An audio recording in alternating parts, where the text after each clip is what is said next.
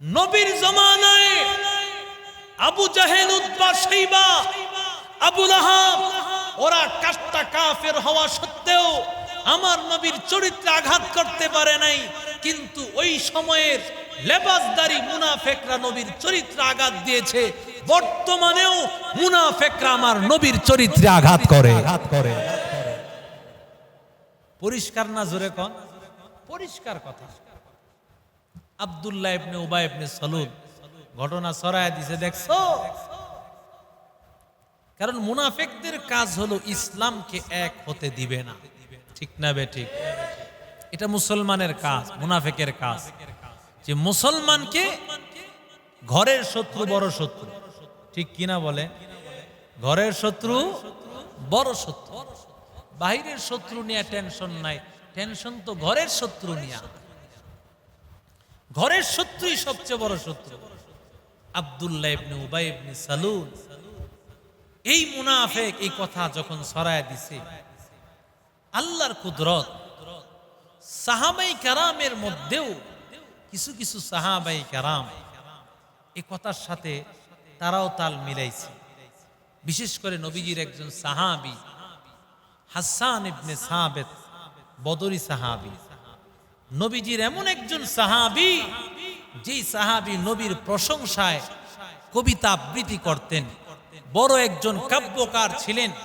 আবার বদরি সাহাবী কাফের মুশরিকরা নবীকে যত অ্যাটাক করত, তাদের বিরোধিতায় কবিতা আবৃত্তি করে জবাব দিতেন হাসান ইবনে সাবিত। অনেক ভালোবাসতেন নবীজি। এই হাসান ইবনে সাবিত তো মুনাফিকের সাথে কিছু তাল দিছেন। সেও ওই যে মুনাফিকরা কথা বলছে তাদের সাথে সেও বিশ্বাস কইরা কথা বলে বেড়াইছে, যাচাই করে নাই। এই লোক আছে না নাই? সিলে কান নিয়ে গেছে, হাই হাই রে আমার কান নিয়ে গেল। বন্দরে এই ঢাকায় সব থানায় খবর হয়ে গেছে। হাত দিয়া দেখে যে কান আছে, হাত দিয়া দেখে কি আছে। এমন লোক সমাজে আছে, কোনো কিছুর খোঁজ খবর নাই। না যাই না একটা মানুষের উপর অপবাদ দেওয়া ইসলাম এটাকে সমর্থন করে না। ঠিক না বে ঠিক? আপনি অপবাদ দেওয়ার আগে আপনার বুঝতে হবে কার ব্যাপারে আপনি কথা বলতেছেন, এটা সত্য না মিথ্যা যাচাই করবেন, তারপরে কথা বলবেন। হাসান ইবনে সাবিত এবং আরেকজন লোক ছিলেন মেস্তা, আর আরেকজন মহিলা ছিলেন হামনা। দুইজন পুরুষ একজন নারী, এরা ছিলেন মুসলমান। আর মুনাফিকরা তো আলাদা। তো মুসলমানদের মধ্যে তিনজন ছিলেন, এই তিনজনের দুইজন হলেন বদরি সাহাবী, একজন হাসান ইবনে সাবিত, আরেকজন হলেন মেস্তা। এই দুইজন, মেস্তা হলেন হযরত আবু বকরের খালাতো ভাই। আবু বকরের খালাতো ভাই, আর্থিকভাবে দুর্বলও ছিলেন। তো এরা এই কথাগুলো ছড়াইছে, এই কথাগুলো ছড়াইয়া দিছে যে হ্যাঁ দেখছো নবীর স্ত্রী আয়েশা সিদ্দিকা কেমন একটা কাজ করলো। কিন্তু তাদের দরকার ছিল কি এটার আসল রহস্য কি তদন্ত করা। কারণ নবীর স্ত্রী যদি এমন করেন টেনশন আছে, কারণ নবীর সবকিছু জানায় দেন কি। আরো জোরে বলেন। কিন্তু আশ্চর্যের কথা হলো হযরত আয়েশা সিদ্দিকা এগুলো কিছু জানেন না। কেন জানেন না? এটার একটা কারণ আছে। আয়েশা সিদ্দিকা সফর যখন শেষ হলো, সফর শেষ হওয়ার পরে তিনি অসুস্থ হয়ে গেছেন 1 মাস পর্যন্ত। কয় মাস?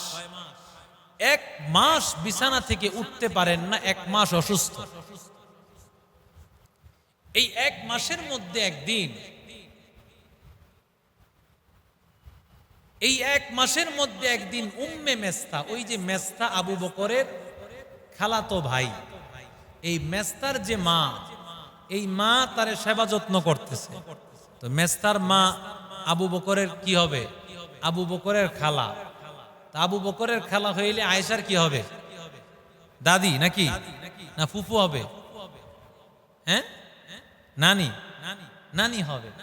তো এই নানি তার সেবা যত্ন করতেছে, তাকে ধরে ধরে ওয়াশরুমে নিয়ে যাচ্ছে, অনেক অসুস্থ। তো এমন সময় হঠাৎ করে মেস্তার মা পড়ে গেছে, পড়ে ব্যথা পায়া ওই মেস্তাকে গালি দিচ্ছে আর লানত দিচ্ছে, মেস্তা তোর উপর আল্লাহর গজব পড়ে যাক। মেস্তার এই কথা দোয়া দিল, ব্যাপারটা কি? ডাক দিয়া বলতেছে, ও নানি, কেন আপনি আপনার সন্তান, কারণ মেস্তা তো হলেন পয়গম্বরের একজন বড় সাহাবী, আবার বদরি সাহাবী, তারে কেন আপনি বদদুয়া দিলেন? এবার মেস্তার মা ডাক দিয়া কয়, ও আয়েশা, তুমি তো জানো না তোমার ব্যাপারে মেস্তা কত ধরনের কত কিছু ছড়াইছে, তোমার কোনো খোঁজ খবর নাই, কিছুই জানেন না আয়েশা। মেস্তার মার জবান দিকে সব কথাগুলো যখন শুনছেন, এবার তো আয়েশা সিদ্দিকা এতক্ষণ তো অসুস্থ ছিলেন, এখন তো পুরাই শেষ হয়ে গেছেন। দৌড়াইয়া নবীর ঘরে হাজির। নবী নামাজ শেষ করে আসার পর আয়েশা সিদ্দিকা অপেক্ষা আছেন, নবীর জবান থেকে শুনবেন কি হয়েছে, কি অবস্থা, কিছুই জানেন না। কারণ ঘটনা তো ঘটায় দেওয়া হয়েছে, মুনাফিকরা তো ঘটায় দিয়ে এবার বিরিয়ে খায় আর চা খায়, ঠিক না বেঠিক? দেখেন না, অপবাদ লাগায় দিয়া এবার হাসতেছে। মুসলমান মুসলমানে দ্বন্দ্ব, মুনাফিকরা দেখতে বড় ভালো লাগে। এরে আল্লাহর গোলাম, আল্লাহর নবীর ঘরে আয়েশা, আয়েশা সিদ্দিকা রাদিয়াল্লাহু তাআলা আনহা বসে আছেন। নবীজি নামাজ শেষ করে আসার পর আল্লাহর নবীকে আয়েশা সিদ্দিকা সালাম দিলেন, সালামের জবাব নবী দিলেন। সালামের জবাব দেওয়ার পর নবী মুখটা ঘুরাইয়া ডান দিকে নিয়ে গেলেন। আয়েশা ডান দিকে আসলেন। কি হয়েছে নবী, আপনি খুলে বলেন কি হয়েছে? নবী কিছুই বলেন না। আবার যখন নবীজি ডান দিকে আয়েশা আসছেন, নবী চেহারা ঘুরায় ফেলছেন বাম দিকে। আয়েশা এবার বাম দিকে হাজির। ও নবী, কি হয়েছে বলেন। আপনি যদি না বলেন আমি কিভাবে জানবো? আমি নবীর চেহারা দেখিয়া বুঝলাম আমার নবী বড় বেজার, আমার নবী বড় নারাজ হয়ে আছে। আসল ঘটনা তো এখান থেকে জানতে পারবো না, যদি জানতে হয় যেতে হবে আমার মা বাবার কাছে। অনুমতি চাইলেন নবী গো, মা বাবার ঘরে যাইতে চায়। নবী তাও জবান দিয়ে কিছু বললেন না, ইশারায় বললেন যাও, কিছু বলেন না। দেখেন না কতটা রাগ আমার নবী হয়েছে। আমার নবী যদি আলিমুল গায়ব, নবী যদি সব গায়েবের খবর জানতেন, তাহলে আয়েশা সিদ্দিকার এই ঘটনা